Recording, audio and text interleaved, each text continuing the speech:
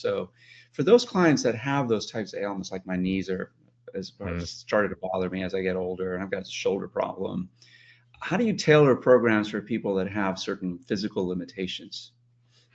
It just depends what those limitations are. There's absolutely always a way you can do exercise. So depending on what they are, like I've got who am I working with now? Okay, so a good example is I've been working with a guy for a number of years who only has one arm. Mm. He's missing his right forearm from a factory accident when he was a kid. Okay. Uh, and it's like people are always looking for excuses not to do things. But he's got a 100 kilo bench press. He can deadlift double his body weight. He doesn't have a right arm. There's a solution. There's always a solution if you have a goal. Yeah, I use them all the time because, like, as an example, because someone will be like, "Oh, this bench press is so hard." I'm like, Dave did it with one arm, you know? Jeez. And it's like, there's always a solution. And he came to me because he had back pain.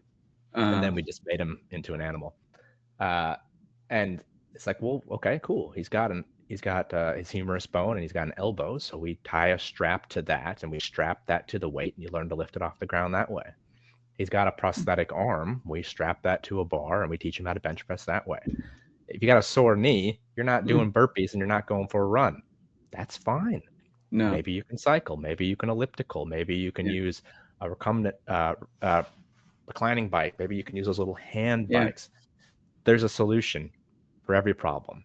If you got a sore shoulder, cool. Maybe we're not bench pressing with a barbell. Maybe we're doing dumbbells. Maybe Mm, we're doing mm, incline push-ups. There's always a solution. We just got to figure out what the end goal is.